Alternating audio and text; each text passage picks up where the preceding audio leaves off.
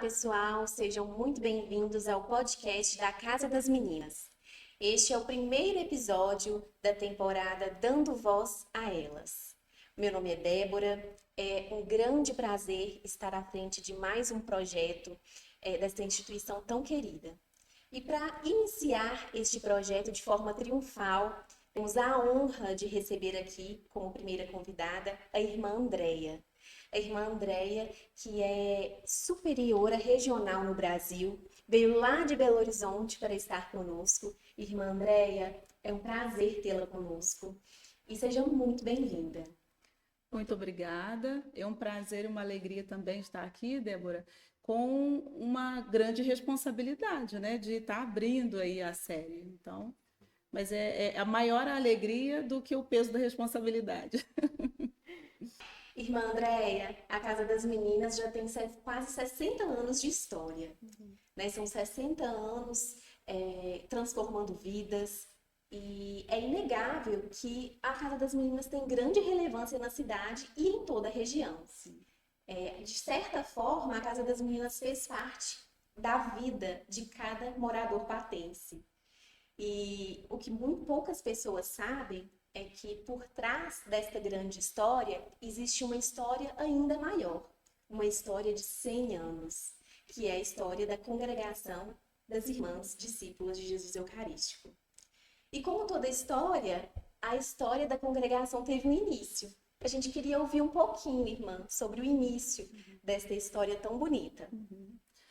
A nossa congregação esse ano está celebrando 100 anos de presença, né?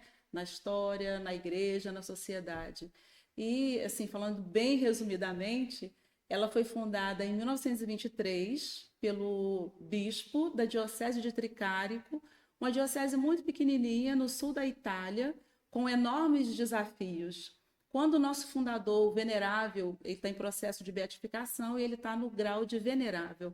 O venerável Rafael Delenor, que chega a Tricarico e encontra desafios de tudo quanto é espécie, né? Desafios em termos econômicos, desafios em termos da própria religião, que a diocese ficou vacante durante muitos anos, né? Sem ausência de bispo, sem acompanhamento de um bispo, e aí tinha problema de todos os gêneros. E aí ele começa a convidar algumas congregações religiosas, masculinas, femininas, para ajudá-lo na obra de evangelização lá na diocese. E ele encontra todas as portas fechadas. E ele tem uma ideia, vou até o Santo Padre, vou pedir ajuda. Vai até o Papa Pio XI, que na época era o Papa, e ele fala, olha, estou procurando congregações e não encontro, o que o senhor sugere? E aí o Papa, assim, num tom assim, de muita inspiração, ele diz, por que o bispo de Tricarico não pensa ele mesmo em fundar uma congregação religiosa? E aí a ideia foi amadurecendo, ele já acompanhava várias jovens com orientação espiritual de várias cidades, sabia do desejo de muitas delas de consagrar a vida na vida religiosa, e aí ele faz a proposta a essas jovens. Elas acolhem, então começa todo um processo de preparação, isso em 1921. Quando é em 1922 que ele toma posse em Tricarico, depois em 1923 a congregação nasce, no dia 4 de outubro de 1923. Irmã Andréia, a senhora é a madre responsável regional no Brasil. E, de certa forma, a senhora que está à frente de todas as casas da congregação. A senhora responde, né, por todas as casas que transformam vidas em todo o Brasil. E como é esse sentimento para a senhora, essa responsabilidade? É um sentimento duplo, sabe? É um sentimento assim de uma grande responsabilidade, mas ao mesmo tempo é um sentimento assim de uma grande alegria. Do ponto de vista da responsabilidade, você pensar assim que esse acompanhamento, né?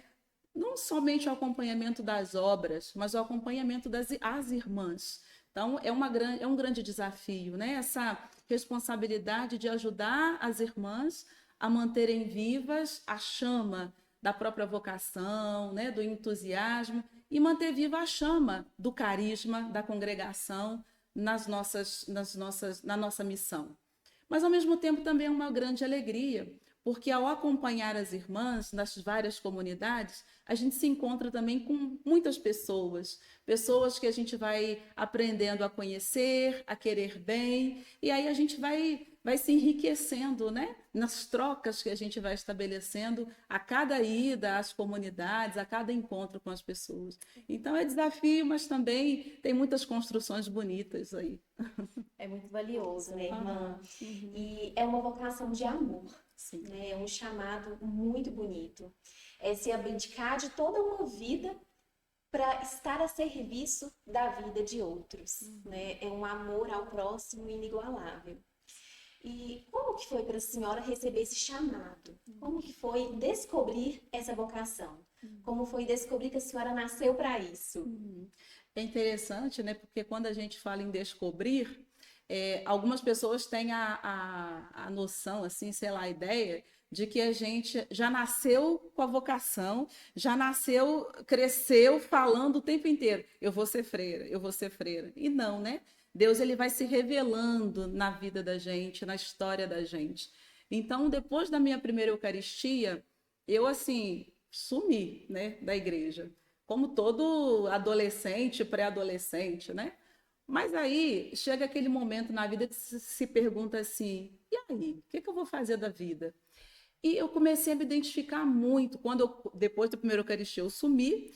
E aí, depois, lá pelos 14, 15 anos, eu fui voltando para a vivência na comunidade de fé, né? E eu via os grupos jovens, comecei a entrar no grupo jovem, via lá os acólitos, e eu tinha vontade também de ajudar a servir no altar, e eu comecei ajudando. Via as irmãs nesse meio tempo, lá na minha paróquia. A gente tem uma comunidade de discípulas lá na minha paróquia, lá no Nossa Senhora da Apresentação em Irajá, lá no Rio. E eu vi as irmãs, e a Crisma também era no Colégio das Irmãs, e eu fui aumentando o contato com as irmãs e fui aumentando também a participação nas atividades da igreja. E cada vez eu queria mais, eu queria mais, eu queria mais. E só a missa aos domingos não bastava, só estar no grupo jovem não bastava. Eu já entrei para a Crisma, e aí eu comecei a participar da celebração também durante a semana e via as irmãs com mais frequência. Olhava para ela e pensava assim, para elas e pensava assim: quem sabe um estilo de vida assim parecido com o das irmãs responde ao mais que eu estou querendo. Porque as irmãs estão por conta, né? Elas não têm que ficar que nem eu, indo e voltando para casa, elas já estão aqui, né?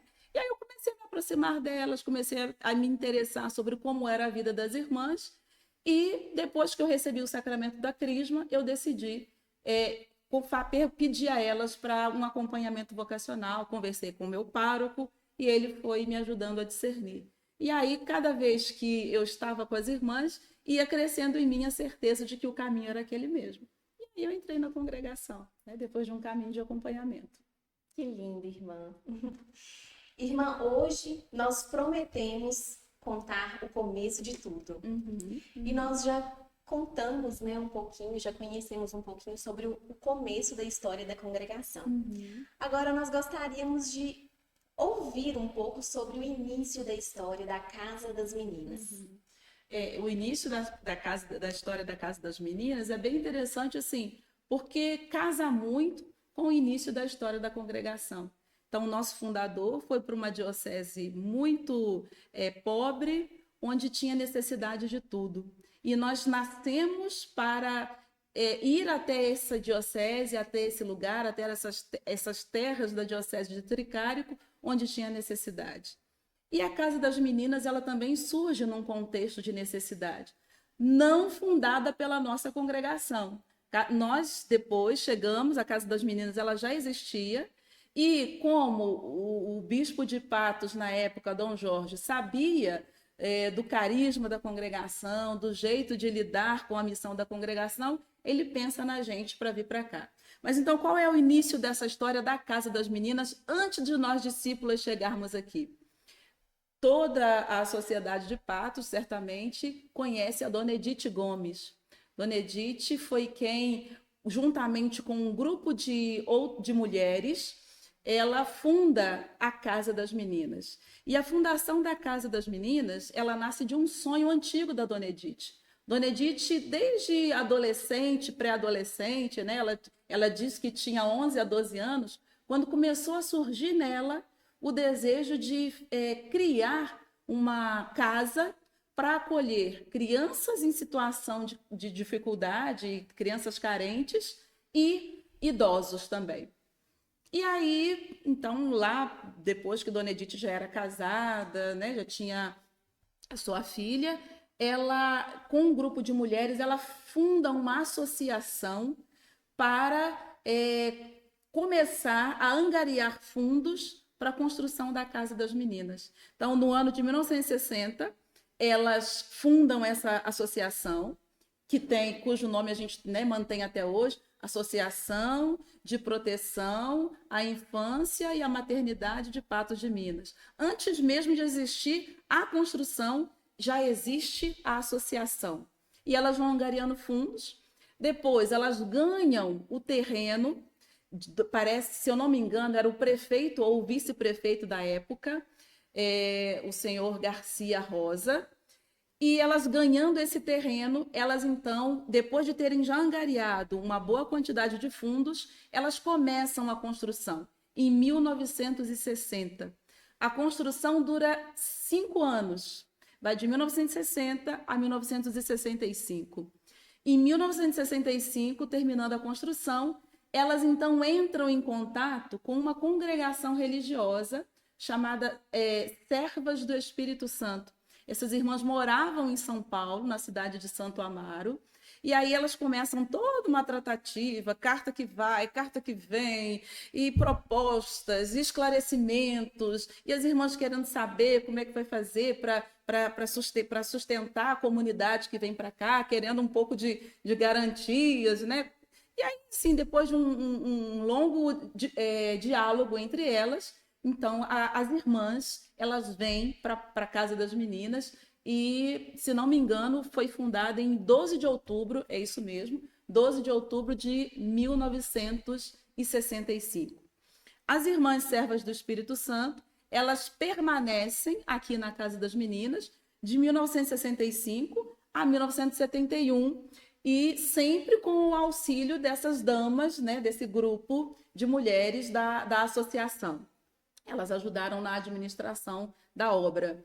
E começou com 5 meninas, depois vieram mais e mais e mais, e com capacidade, né? O sonho era atingir até 200 meninas, né? Mas nunca foi possível chegar a esse número, mas elas atenderam um número grande sempre de meninas.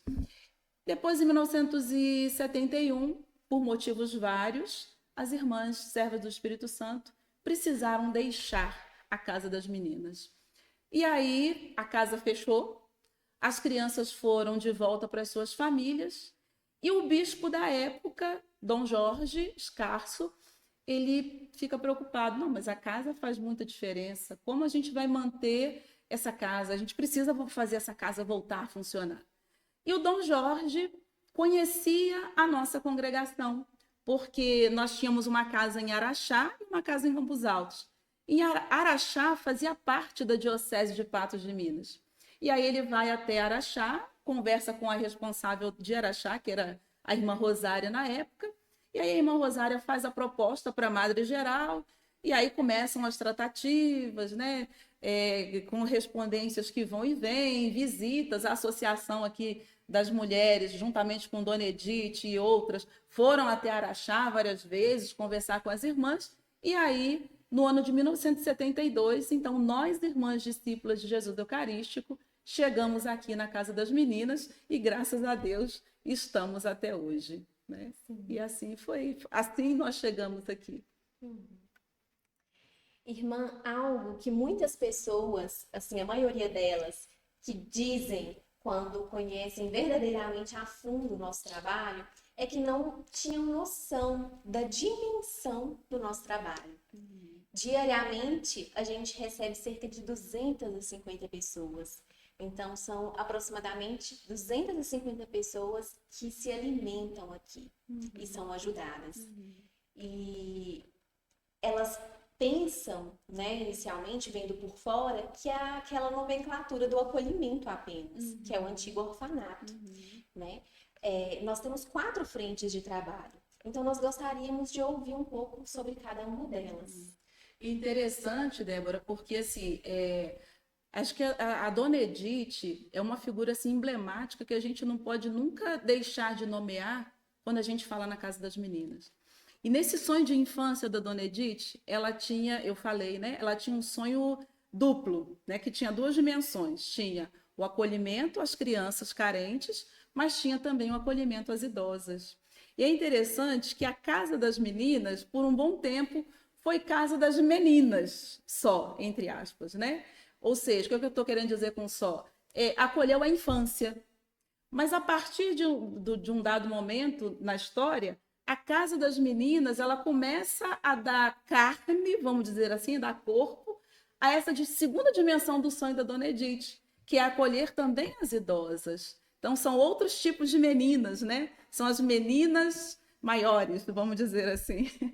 E aí, então, começa o Lar Edith Gomes, onde a gente acolhe idosas também. Então, aqui nós temos 4 frentes de acolhimento. Nós temos o acolhimento das crianças, adolescentes em situação de vulnerabilidade.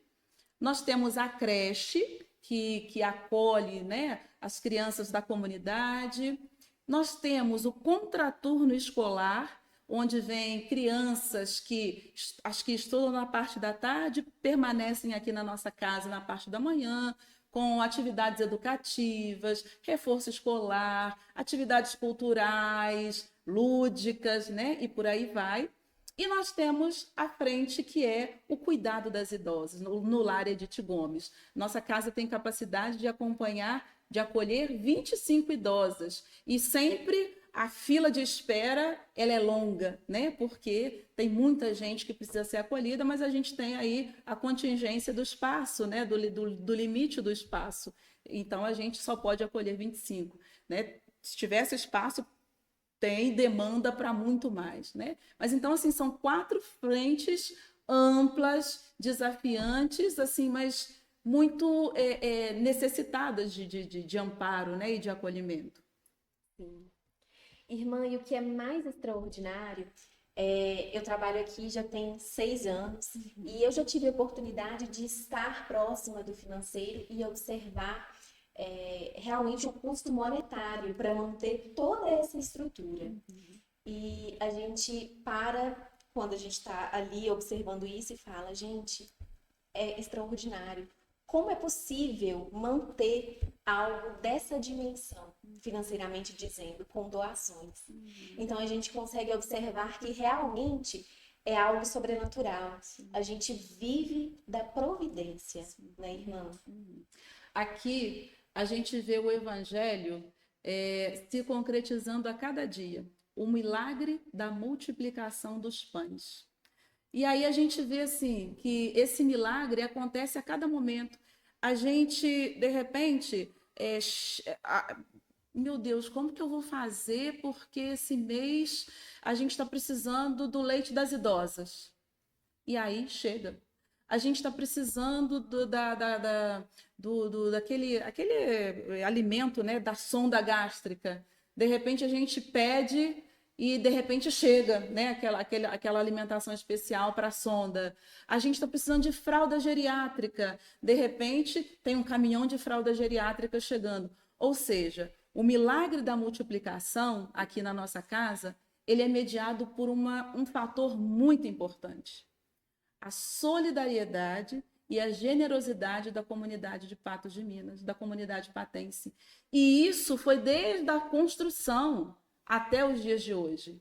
Porque nos relatos da Dona Edith, ela diz sempre que quando as damas estavam organizando, angariando fundos para a construção da casa, faziam campanhas, promoviam bailes, sabe, concursos, festivais, e sempre teve adesão. Então, o milagre nosso, Deus ele se serve, é sempre assim o milagre, né? Deus ele sempre é uma parceria entre a ação dele e a colaboração humana. E aí é um casamento perfeito, porque quando tem essa colaboração humana que vai de encontro à ação de Deus, as coisas podem acontecer. É assim que tudo acontece na história. E a Sociedade de Patos, ela sempre, assim, é de tirar o chapéu para ela, porque sempre tem colaborado conosco, sabe?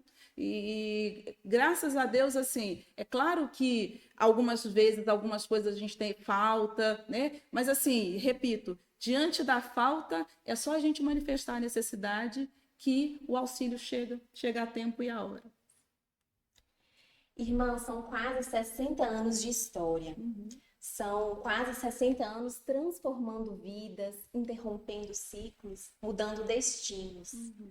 E o mais bonito disso é que a gente fica aqui na linha de frente, né? A gente oferece o amor, o cuidado, o zelo, né? Com as nossas internas. Mas esses 60 anos, eles não poderiam existir se não fosse a colaboração do povo patense. Né? São pessoas que realmente acreditam na nossa história. São pessoas que com doações de 10, 20, 30 reais por mês, pessoas que com a doação de uma cesta básica mantém toda essa estrutura, torna possível mudar o destino de tantas vidas. Né? A gente trabalha com o início, aliás, o nascer e o pôr do sol, a maternidade, a velhice, 2 extremos da vida. E isso tudo é possível graças à ajuda, à solidariedade, como a senhora bem disse. E para encerrar, irmã, eu gostaria que a senhora deixasse uma mensagem, né, para esse pessoal que realmente ajuda todo esse trabalho da Casa das Meninas há tantos anos. A mensagem que eu deixo não pode ser outra, além de um grande muito obrigada. Nós, irmãs discípulas de Jesus Eucarístico, temos como ponto base do nosso carisma fundamental a Eucaristia. Eucaristia é ação de graças. Eucaristia é gratidão. Eucaristia, a palavra Eucaristia em grego é isso, é obrigada, muito obrigada. Então eu deixo aqui um obrigada eucarístico a cada uma de vocês que colabora conosco, que os dons que vocês depositam aqui nas nossas mãos, dons que vão ser convertidos em cuidado para crianças, jovens, idosos e, por consequência, indiretamente, chegam também não só as pessoas que nós acolhemos e cuidamos diretamente, que as nossas mãos tocam e que os nossos olhos veem, mas o bem que nós fazemos a essas crianças, a essas adolescentes, a esses idosos, atinge de uma maneira que a gente até nem sabe aos seus familiares, aquelas pessoas que gostariam de estar cuidando deles e não conseguem cuidar. Então, quando você nos ajuda a cuidar de quem está aqui dentro da nossa casa, você está nos ajudando a cuidar de quem está fora também. E a gente toca uma infinidade de pessoas que nós não temos nem noção. Então, que vocês continuem nos ajudando a ser presença eucarística na vida das pessoas que nós acolhemos. E, com certeza, Deus vai transformar também a vida de vocês numa constante Eucaristia. Muito, muito, muito obrigada. Bom, pessoal, gostaríamos de agradecer imensamente a todos vocês que ficaram conosco até agora. E este é o primeiro episódio dessa temporada. E tem muita coisa boa por vir, tem muita coisa incrível a ser dita. E fiquem conosco para acompanhar tudo. Gostaríamos também de agradecer a irmã Andréia. Muito obrigada por ter aceitado o nosso convite. Muito obrigada por ser essa pessoa de luz que sempre traz essa luz e nos dá ânimo, né, de continuar nesse trabalho. Muito obrigada por ter saído lá de Belo Horizonte para estar aqui conosco hoje. Muito obrigada mesmo. É uma alegria, como eu falei, é um grande prazer. E estamos aí. Todas as vezes que precisar, nós estamos à disposição, viu? Mais uma vez, pessoal, muito obrigada a todos vocês. Fiquem com Deus e até o próximo episódio.